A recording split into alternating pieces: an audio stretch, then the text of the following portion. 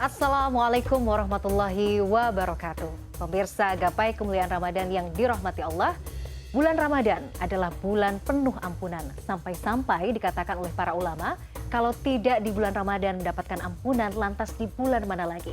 Nah, sebagai umat muslim pun, Ramadan tentu menjadi momentum bagi kita semua untuk mengumpulkan pahala sebanyak-banyaknya.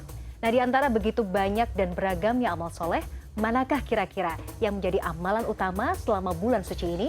Nah pemirsa, insya Allah hari ini kita akan membahas tema terkait amalan utama selama Ramadan. Sudah hadir bersama saya di studio, ada gurunda kita semua, Kiai Haji Muhammad Faiz. Assalamualaikum Pak Kiai. Waalaikumsalam warahmatullahi Sehat hari ini ya Pak Kiai ya? Alhamdulillah baik. Terlihat segar, mudah-mudahan lancar puasanya sampai dengan akhir Ramadan Pak Kiai. Amin. Pemirsa, bagi Anda yang juga memiliki pertanyaan, Anda bisa mengirimkan pertanyaan Anda melalui nomor WhatsApp yang tertera di layar kaca. Pak Kiai, betul bahwa kita tahu bulan Ramadan ini bulan mulia, segala kebaikan amal soleh yang kita lakukan insya Allah akan dilipat gandakan.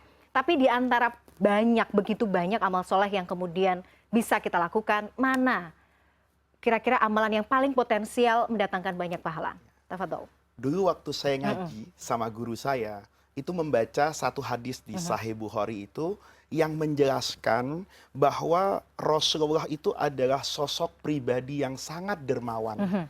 Wakana ajwadamayakun, nanti Nabi itu sangat dermawan.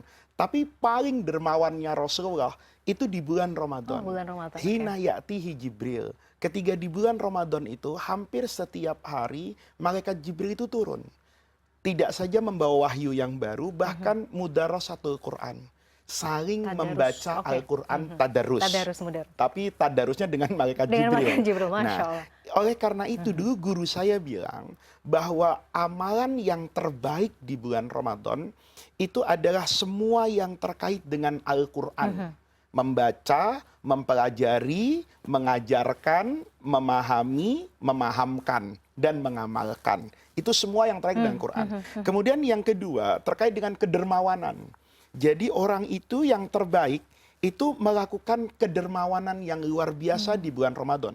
Bukan saja dermawan dengan hartanya, tapi juga dermawan dengan waktunya. Kalau waktu biasanya dihabiskan untuk bermain medsos dan megang handphone, bisa nggak di bulan Ramadan itu saya lebih dermawan terhadap waktu saya untuk misalnya hal-hal yang tidak saja bermanfaat buat diri pribadi saya, tapi juga bermanfaat untuk orang lain. Kalau berbicara amalan apa yang paling baik di bulan Ramadan, itu kisah hidup Rasulullah itu menginspirasi loh. Kita mulai misalnya dengan bangun sahur ya. Kita episode hidup Nabi di Ramadan, maka Nabi itu bangun sahur. Bangun sahur dengan menjelang waktu subuh, itu jarak rentang waktunya tidak panjang. Artinya Nabi yang paling bagus itu mengakhirkan sahur. Tapi ya jangan nabrak subuh. Sampai 5 menit sebelum adzan subuh berkumandang. Itu sudah kita akhiri semua yang terkait dengan makan dan minum. Kemudian Rasulullah menunaikan sholat subuh bersama sahabat-sahabatnya. Selesai sholat subuh, Nabi biasa berzikir. Kemudian bisa jadi ada orang yang bertanya kepada Rasulullah. Yang jelas di bulan Ramadan itu Nabi menunggu sampai terbitnya matahari terang ke atas itu. Kalau sekarang itu syuruk.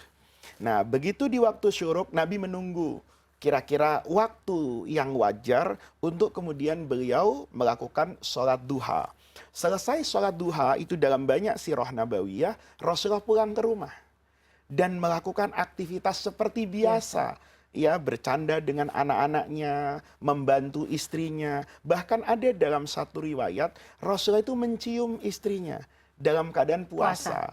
Artinya ini bukan ciuman diartikan nafsu dan sebagainya. Ini kasih sayang kepada keluarga. Selama Anda mampu menjaga puasa Anda, itu tidak ada yang salah. Mencium kening istri dan sebagainya. Tetapi harus diingat bahwa ini nafsu syahwat hubungan suami istri itu haram dilakukan. Artinya apa? Rasulullah itu menjalankan ibadah puasanya itu ya sangat manusiawi.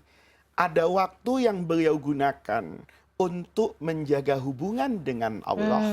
Tetapi itu tidak mengurangi tugas beliau bukan saja sebagai nabi, sebagai bapak, sebagai suami. Yang itu kita lihat dalam keseharian nabi. Nanti kemudian nabi waktu zuhur itu balik ke masjid. Nah, setelah dari masjid, nabi juga balik ke rumahnya. Nabi juga punya tradisi namanya qayyulah, tidur sebentar di siang hari. Ya, itu 15 menit. Itu namanya qayyulah. Kalau 1 jam itu namanya pules ya. Nah, itu kemudian sampai menjelang asar, dan seperti biasanya ketika ada kewajiban Nabi mengajar, menyampaikan wahyu itu disampaikan seperti biasa. Kemudian mudarasatul Quran dengan malaikat Jibril. Kemudian nanti begitu maghrib Nabi juga berbuka seperti biasa. Setelah berbuka Nabi menyempatkan juga pulang ke rumah, makan dengan keluarganya, menyapa keluarganya. Kemudian Isya Nabi keluar, ya, kemudian menjalankan sholat taraweh dalam hari-hari tertentu bersama para sahabatnya. Di hari lain Nabi sholat ada di rumah, dan begitu sampai Ramadan berakhir.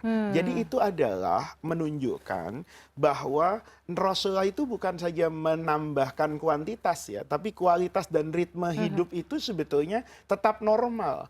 Cuma nanti ditambahkan. Misalnya ditambahkan yang baik di mana? Baca Quran. Kalau sehari misalnya hari ini di tengah kesibukan kita bekerja 1 lembar, ya ketika Ramadan ditambahkan. Ketika misalnya ya kalau sholat itu sendirian bacanya kulhu, ya carilah ayat yang lebih panjang lagi misalnya. Kalau biasanya memasukkan uang ke tromol masjid itu 10.000, di bulan Ramadan naikkan. Dan begitu juga dengan keluarga. Kalau biasanya sibuk, tidak sampai bisa makan bersama dengan keluarga, paling tidak di bulan Ramadan sahur dan berbuka bersama dengan keluarga. Karena ada hak keluarga kan untuk merasakan kehangatan berkumpul. Sama suami yang biasa ngasih uang belanja 10, ya itu juga harus dinaikkan. Nah, saya dukung loh. Didukung sambil. Tapi pada saat yang sama, sang istri juga ketika memasak masakan di rumah, itu juga kuantitas dan kualitasnya melebihi kuantitas yang diberikan sama suami. Kalau suami ngasih uang 10, biasanya cukup untuk 3 menu. Bagaimana caranya? Nggak boleh sisanya masuk kantong sendiri, nggak boleh pakai. Itu artinya menunjukkan bahwa kita meneladani Rasulullah dalam aspek kedermawanan. Istri juga dermawan kan, di tengah orang lain misalnya suaminya tadarus Quran, suaminya tahajud di malam hari, istrinya terpaksa dermawan waktu untuk menyiapkan masakan kan, yang bukan pada waktunya dan bukan pada kebiasaan manusia. Itulah sebenarnya gambaran idealnya seorang muslim di bulan Ramadan. Dia dermawan pada apa yang seharusnya dilakukan dari aspek kebaikan. Oke, Masya Allah. Karena kadang-kadang biasanya kalau sudah masuk Ramadan itu biasanya jadi justifikasi orang untuk ya udah saya mau ibadah terus deh, ntar keluarga nanti dulu deh gitu. Kadang-kadang malah tidak memperhatikan keluarga, Pak Kiai. Padahal ketika kita bersama dengan keluarga bisa menyampaikan pesan kemanusiaan kepada anak-anak kita, kan pasti ya, dulu anak-anak saya waktu kecil itu kan rewelnya luar biasa, lapar dan haus. Kan tidak semerta-merta kita kemudian menyerahkan itu kepada guru agama untuk menjelaskan kepada mereka. Tapi dengan cara itu kita sebagai orang tua juga bisa meneladani kan. Itu anak-anakku lihat betapa tidak nyamannya orang lapar. Dan ada loh orang yang tetap berpuasa di luar Ramadan. Maka anak-anak itu kan karena dia pernah lapar, maka mengasah empati kan. Nah itu diantara hikmahnya kita bersama dengan keluarga. Hikmah bersama keluarga juga, kalau dulu guru saya itu bilang, kita memberi spasi dalam hidup ini. Tanpa spasi kan tulisan itu tidak bisa kita baca dengan baik. Ada spasi di mana kita biasa sibuk di luar, kemudian lebih menyempatkan ke dalam. Saya bahkan itu punya tradisi Mila, yang diwariskan oleh guru-guru saya.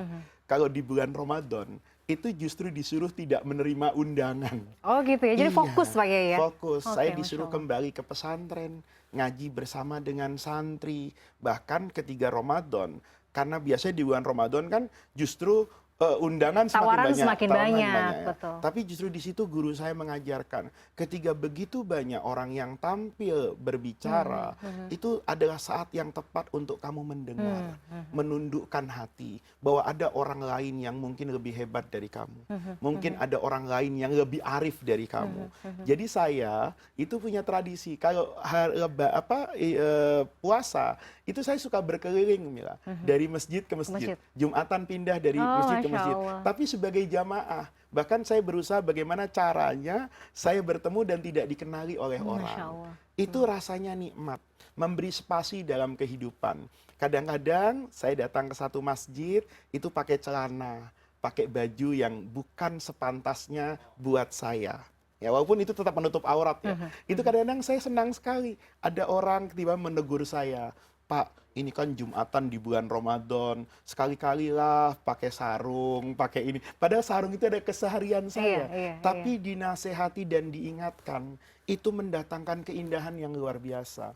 Kadang-kadang saya di masjid, Mila ya, ketika sebagai makmum ya, di belakang, ada orang membaca Al-Quran, saya kan diam. Tiba-tiba orang itu menegur saya, Bapak nggak pegang Quran. Oh iya, saya bilang, Pak bagus loh Pak pegang Quran. Dia menceramahi saya, gitu loh. Tetapi Mila, ceramah yang disampaikan oleh orang di samping saya, misalnya muatannya itu adalah 100 kata, saya tetap akan mendapatkan mutiara pelajaran, walaupun itu pada 10 atau bahkan mungkin cara dia menyampaikan juga salah, tetapi saya tetap mendapatkan pelajaran yang berharga. Nah itu sebetulnya manfaat kita beribadah di bulan Ramadan ketika kemudian kita menyepi dari kehidupan yang ramai itu, tetapi memberi kesempatan untuk kita melakukan spasi dalam hidup ini. Itu juga menjadi salah satu cara untuk tetap tawadhu ya, sepertinya Pak Kiai. Iya, dan itu yang membuat dulu kan kegiatan guru-guru saya sebagai ulama itu berhenti di bulan Ramadan. Kita yang biasa ngaji kemana-mana itu balik ke pesantren. Kemudian di pesantren spesialisasi ngaji satu kitab. Ya pagi itu bersama semua murid-murid. Itu adalah rasa yang luar biasa. Karena kalau saya misalnya sibuk dengan kultum atau apapun di tengah kemacetan Jakarta, saya khawatir pada satu masa saya sering ceramah tapi nggak terawih gitu. Iya betul sekali Pak Kiai. Masya Allah. Pak Kiai, kita akan lanjutkan pada segmen berikutnya. Kita harus jeda. Pemirsa jangan kemana-mana. Gapai Kemuliaan akan kembali setelah yang satu ini.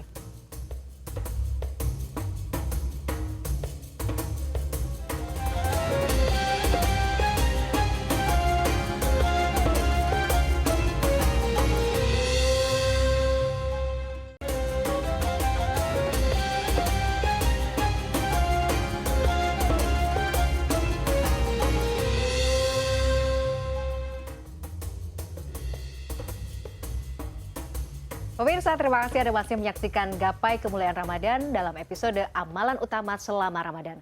Pak Kiai, seperti biasa sudah ada pertanyaan yang datang dari pemirsa Gapai Kemuliaan. Mari kita simak bersama. Assalamualaikum Pak Ustadz, izin bertanya. Salah satu amalan yang populer dan disukai banyak orang adalah memberikan makanan buka puasa untuk orang yang berpuasa. Nah, pertanyaannya, makanan seperti apa yang mendatangkan banyak pahala? Apakah cukup dengan makanan takjil? Terima kasih. Wassalamualaikum warahmatullahi wabarakatuh. Waalaikumsalam. Pertanyaan dari Mbak Indah Pak Kiai. Ini pertanyaannya menarik ini. Takjil karena aja. Berbicara kadarnya. Jadi betul. untuk menjawab ini, yang pertama saya ingin sampaikan bahwa konsep memberi makan orang lain itu Quran memberikan guidance ya. Wa yut'imuna ta'ama ala hubbihi. Jadi orang yang paling afdol ketika bersedekah makanan itu memang dia suka memberi makan kepada orang lain. Ada kan di kampung-kampung kita itu dulu tradisi ibu-ibu itu kalau masak itu dilebihkan dari kebutuhan keluarganya. Dan ada orang yang tidak bisa makan sendirian. Jadi setiap dia makan, dia pasti cari orang lain.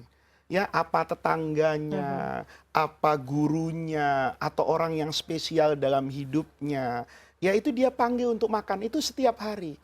Itu yang dikatakan Quran memang dia itu suka sekali memberi makan orang lain. Maka yang paling utama ditanamkan, bahwa makanan yang kita berikan itu memang lahir dari rasa kecintaan kita kepada sesama manusia. Itu yang pertama. Yang kedua, kebaikan itu dalam agama disebut amal soleh. Soleh itu dalam bahasa Arab artinya pantas. Ya. Jadi harus pantas gitu ya Pak. Pantas. Pantas buat siapa? Buat semuanya.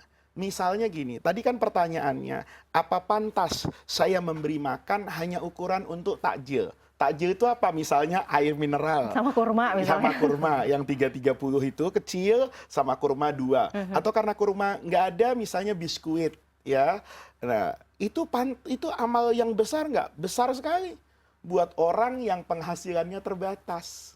Gitu loh. Tetapi kalau buat orang yang punya penghasilan yang lebih dari itu, tentu semakin menggembirakan yang diberi, itu pahalanya akan semakin banyak kan.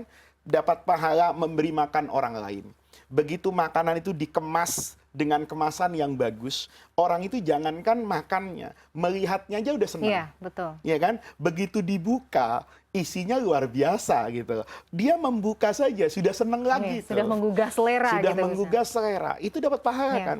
Kemudian begitu dimakan, dia tahu betul ini kualitas berasnya, memasaknya, maka itu akan semakin mendatangkan pahala. Tetapi bukan berarti orang yang tidak bisa membuat kemasan yang bagus, tidak bisa memberi makanan yang mengenyangkan, itu kalah pahala. Enggak.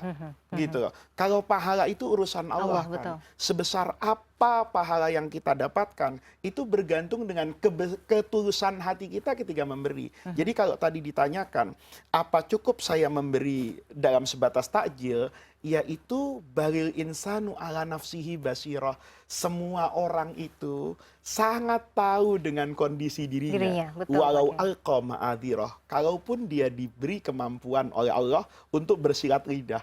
Jadi kalau misalnya Mila nih lagi banyak job bawa acara di bulan Ramadan, penghasilannya juga berlimpah. Misalnya saya biasa dapat sekian di luar Ramadan. Begitu Ramadan banyak sekali. Saya dapat job pekerjaan, penghasilan saya berlipat sampai 5. Maka nanti ngasih makanannya juga berlipatlah sampai 5. Disesuaikan dengan itu. Nah, itu adalah konsep yang paling baik ketika kita memberi kepada orang lain. Jadi sesuaikan dengan kemampuan dan jangan lupa kepantasan ya, kepantasan. Jangan juga memberi sedekah itu dengan menghilangkan harga diri kemanusiaan orang. Saya misalnya kalau punya kemampuan untuk memberi makan kepada orang, dan saya punya kemampuan untuk membayar orang, kurir, mengantar makanan ini ke rumah fakir miskin, itu jauh lebih afdol. Makanan itu diantar ke rumahnya. Karena orang miskin ketika berbaris di rumah saya, itu dia sudah mengorbankan kehormatannya. Dan itu yang dikatakan di dalam agama, jangan sampai kalian bersedekah, tetapi pada saat yang sama juga menyakiti orang yang menerima sedekah. Maka Rasulullah itu kan selalu mengatakan, bahwa sedekah yang paling afdal itu namanya shadaqatus sirri. Sedekah yang dilakukan tidak terlihat. Gitu loh. Kalau saya sebagai orang yang punya rumah makan, mendatangkan orang ke rumah makan saya, itu kan akan terlihat orang. Tapi ketika saya kemudian mengantar itu ke rumah, itu menjadi satu kebaikan ekstra. Tetapi ada juga yang juga dibutuhkan loh untuk saya menunjukkan kepada orang. Misalnya di tempat saya tinggal itu banyak sekali orang yang suka punya gambaran buruk tentang saya. Ini kayaknya orang jarang sedekah, ini orang pelit. Nah, karena boleh jadi selama ini saya sedekahnya sembunyi-sembunyi. Maka pada saat itu, saya boleh mengumumkan sedekah saya. Fakir miskin, yang orang-orang mau dapat bantuan makanan, ayo silakan datang ke rumah saya. Tapi dalam hati saya niat. Saya niatnya bukan untuk pamer, tapi menyelamatkan orang-orang itu dari bergunjing tentang saya. Masya Allah. Gitu. Niat itu tuh sangat penting ya Pak Kiai. Sangat penting. Dan itu menentukan. Dan itu urusan Allah. Jadi saya nggak berhak loh Mila memvonis orang apa dia sedekahnya sembunyi-sembunyi atau dia pamer. Boleh jadi saya ketika pamer itu untuk menggerakkan orang yang punya kemampuan sama dengan saya, tapi tidak pernah melakukan kebaikan itu. Saya ingin katakan, ini loh saya sedekah begini-begini, supaya diikuti oleh rekan-rekan saya. Apalagi kalau saya itu pejabat tinggi. Kan kalau atasannya begini, biasanya bawahannya itu kan ikut. Gitu loh. Nah, itu juga menjadi kebaikan. Tetapi ada kuncinya. Kalau nanti kemudian saat saya melakukan itu, mendapatkan pujian dari orang, dan itu membuat rasa nyaman dalam hati saya, senang, maka saya cepat beristighfar. Jadi kalau misalnya wah keren ya, wah alhamdulillah nih banyak nih yang datang Iya, nih gitu. iya. Karena saya Aha, sudah gitu Atau berarti orang lain muji, iya, langsung maka istighfar Pak Kiai. langsung istighfar. Kalau ada orang yang mengatakan Pak Faiz luar biasa sedekahnya, itu Astagfirullah. tidak langsung jadi dosa ketika saya menikmati loh. Tapi ketika saya Oh. membelokkan misalnya, saya aja omong Oh, orang oke, itu, oke, ya oke. tidak fokus pada sedekah saya. Oke, Saya tanya, oke. apa kabar kamu di pekerjaan? Gimana bos kabarnya? Ya, maka saya membelokkan itu. Itu yang kata guru saya dulu Salah satu adalah tips. cara yang paling baik untuk menyembuhkan diri kita dari penyakit ujub, membanggakan diri dan pamer. Masya Allah, itu ilmu loh. Ini Iya, penting sekali. Karena kadang-kadang iya, kita suka menikmati Pak Kiai. iya, Ketika ada orang yang iya, memuji, pada iya, akhirnya kita terhanyut. iya. Saya dulu belajar dari guru saya. Saya punya guru itu kalau ngajar fikih itu sangat mengagumkan buat saya. Aha. Maka selesai pengajian saya cium tangannya, saya katakan tentu dalam bahasa Arab, terima kasih guru tadi pengajian yang luar biasa. Itu guru saya cepat kemudian Oh, membuka masalah baru. oke. Kamu tahu nggak? Ada loh Imam Syafi'i itu Allah. punya pendapat. Dia ingin mengalihkan pembicaraan Iya, iya. itu. Dan itu adalah sarana, bukan berarti tidak boleh menampakkan sedekah, tetapi juga tidak baik kalau kemudian sedekah yang kita tampakkan itu justru menghancurkan pahala yang mau kita Jadi dapatkan. itu adalah salah satu bentuk kehati-hatian. Kehati-hatian di bulan Begitu. Ramadan. Baik Pak Kiai, ini menarik kalau kita bicara puasa kan ada banyak sebenarnya kebiasaan-kebiasaan yang sering kita lakukan. Yang kadang tuh kita merasa nggak apa-apa lah pada saat puasa. Contoh, tidur. Oh iya. Karena lemes kan, Iya, misalnya puasa, iya. ya udahlah tidur aja, Iya, bangunnya sore iya, aja iya, gitu. iya, Kan tidur juga mendatangkan pahala Iya, betul, gitu, daripada betul. harus ngomongin Betul, orang gitu. betul, misalnya. betul. Gimana Dan itu tuh, saya Pak? belajar banyak dari guru saya. Oh ya, Guru saya yang tadi saya ceritakan tadi itu selalu berpesan sama kami murid-muridnya. Kalau kelak di malam hari, kamu melihat orang yang sedang sholat tahajud dan melihat orang yang tidur, usahakan cara pandangmu sama. Saya dalam hati berpikir bagaimana saya bisa Iya. menyamakan orang yang sholat dan orang yang tidur. Apa kata guru saya? Kalau kamu melihat orang yang sholat, kamu pernah bayangan orang ini takut dengan azab Allah, maka dia memperbanyak sholat agar meraih surga. Sementara orang yang tidur itu sedang menyelami rahmat Allah yang luas. Maka karena dia meyakini Allah itu Ar-Rahman Ar-Rahim, Allah itu Ghafurur Rahim, maka dia tidur dengan tenang. Itu membuat saya selalu berhusnudzon kepada orang. Dan ini penting di bulan Ramadan. Karena Allah itu akan selalu mempertanyakan saya kalau berburuk sangka. Kenapa Faiz kamu berburuk sangka kepada Mila? Tapi Allah tidak pernah mempertanyakan kenapa saya berbaik sangka dengan kameramen. Kan gitu. Iya, Oleh iya, karena itu ketika kita memandang tidur di bulan Ramadan, itu ada kearifan lokal loh. Ada satu kata dalam bahasa Arab. Itu yang dipahami oleh orang awam kadang-kadang hadis. Padahal bukan hadis. Naumus so'im ibadah. Tidurnya orang puasa itu ibadah. Nah, itu lahir dari apa? Begini ceritanya. Ini saya dapatkan dari justru orang-orang tua di kampung gitu loh. Kenapa dulu orang Indonesia mengatakan tidurnya orang puasa itu ibadah? Karena Indonesia itu kan subur. Di depan rumahnya tuh ada jambu, ada mangga. Kalau dia nggak tidur, dia sekedar melihat keluar dari rumahnya. Wah, Ya. iya. Sama kan, orang yang dagang di Indonesia itu kan ada pedagang keliling kan. Mungkin di negara lain kan nggak ada. Kalau mau beli makanan kayak di Singapura misalnya kan tempatnya Iya, khusus gitu. iya. Jadi orang tidak mudah tergoda melihat itu. Nah, dulu orang ketiga bangun melek gitu, dia lihat jambu, enak banget ya, panas-panas membayangkan makan yang jambu enggak. air. Nah, kata orang tua, tidur. Oh, oke. Daripada kamu ngomong kayak Iya, gitu, iya, iya. mendingan tidur. Ini artinya tidur itu juga bisa menjadi ibadah. Tetapi juga bisa menjadi sesuatu yang tidak pantas gitu. Masa iya dari sahur sampai berbuka Itu kebangetan. tidur gitu Jangan, kan. iya. Nah, tetapi kemudian harus kita pahami ketika dia tidur karena dia merasa letih. Ya, ini saya pesan juga kepada mereka yang punya kekuasaan kepada orang lain.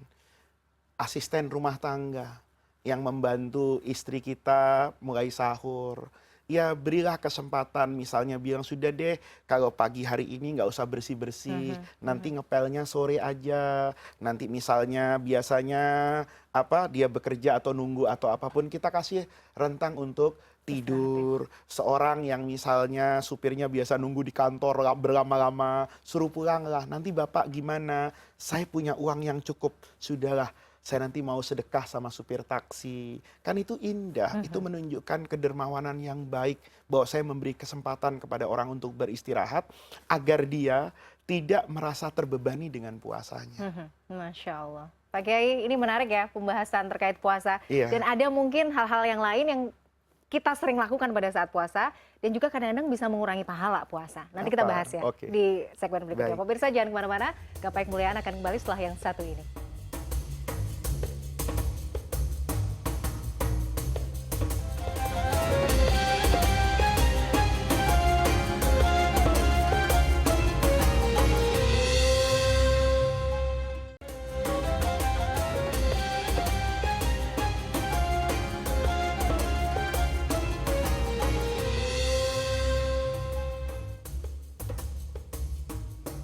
Pemirsa, terima kasih Anda masih menyaksikan Gapai Kemuliaan Ramadan dalam episode amalan utama selama Ramadan. Pak Kiai, tadi soal amalan-amalan yang bisa kemudian mengurangi pahala. Salah satu yang kadang susah untuk direm, ngomongin orang. Ngomongin orang, iya, itu bahaya sekali. Bahaya gitu. sekali. Karena boleh jadi mulut kita itu terjaga dari sesuatu yang membatalkan puasa, makan dan minum, tetapi mulut kita pada saat yang sama mempersilahkan dosa untuk masuk kan. Jadi itu yang berbahaya. Berbahayanya bagaimana? Konsep agama dulu Rasulullah itu pernah bertanya kepada para sahabat, Atadruna manil muflis, kamu tahu nggak orang yang jatuh bangkrut itu siapa?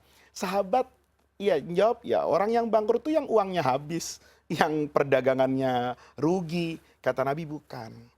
Orang yang bangkrut pada hari kiamat itu orang yang datang ke hadapan Allah membawa lautan pahala sholat, membawa lautan pahala puasa, zakat, dan luar biasa amal solehnya. Tapi pada saat yang sama, dia juga datang ke hadapan Allah. Waqad syatama hadza. Suka mencela orang lain, merendahkan orang lain, membuli orang lain, bahkan menzalimi orang lain. Nanti kata Rasulullah, ini dilakukan ya perhitungan kan, ya, dilakukan konsolidasi nih. Kata orang yang dizalimi, saya minta pahalanya orang tadi. Pahala sholatnya buat saya aja. Karena dia pernah menyakiti saya, diambilin pahalanya. Sampai dia sudah tidak punya pahala. Tapi orang yang diribahin ini masih banyak. Maka kata mereka, ya sudah kalau gitu dosa saya aja lemparan ke dia. Ini orang bangkrut. Nah, kita jangan sampai puasa itu kan kita sedang mengisi saldo kita. Tapi jangan juga setiap hari didebit. Gitu loh. Untuk apa kita memasukkan uang 100 juta tapi pada saat yang sama kita keluar 150 juta atau keluar 80 juta sehingga saldonya menjadi tipis kan. Nah, ini yang harus dijaga betul di bulan Ramadan. Jadi bukan berarti kalau orang ngomongin orang tuh kamu puasanya batal, bohong puasanya batal. Dia tidak membatalkan puasanya. Karena puasa itu hanya batal kalau makan, minum, dan melakukan hubungan suami istri. Di luar itu puasanya tidak batal. Tapi yang batal itu adalah pahala kebaikan yang akan disedot habis untuk menutupi kerugian kita dengan membicarakan orang lain. Jadi mentransfer pahala kepada orang lain. Iya, makanya dulu Imam Hasan Al-Basri itu, kalau ini Sayyidut Tabi'in ini, ulama paling hebat di masa Tabi'in ini, itu kalau disampaikan kepada beliau, guru, tadi guru diomongin loh sama orang itu, disebut orangnya. Itu Imam Hasan Basri itu sering panggil santrinya. Siapkan nasi mandi ya, pakai daging kambing. Terus kata santrinya, beri kepada orang tadi. Kata santrinya, loh bagaimana mungkin guru? Itu orang kan sudah ngomongin guru. Masa dikasih sedekah makanan, hadiah makanan? Kata gurunya, iya. Saya perlu membalas kebaikan dia. Karena dia sudah memberikan pahalanya untuk saya di hari kiamat. Kan gitu. Aduh, berat ya. Jadi berat loh orang ngomongin berat. orang. Jadi maksimal di bulan Ramadan itu jaga betul. Bukan cuman mulut ya, tapi betul. Juga tangan loh. Sekarang kan ghibah itu nggak harus pakai mulut, pakai jempol. Kadang isyarat. Kita kadang habis nonton sinetron tertentu, ada tokoh antagonis, terus di kantor ketemu temen yang punya perilaku kayak gitu. Dia lewat, kita colek teman kita nih. Dengan lirikan mata. Lirikan mata itu mengandung dosa loh. Karena dia sedang mencela orang itu kan. Seakan-akan menyamakan tokoh antagonis dalam sinetron yang tidak baik dengan orang tadi. Pak Kiai, ini sebagai penutupnya, Masya Allah nih sudah mepet sebenarnya waktunya.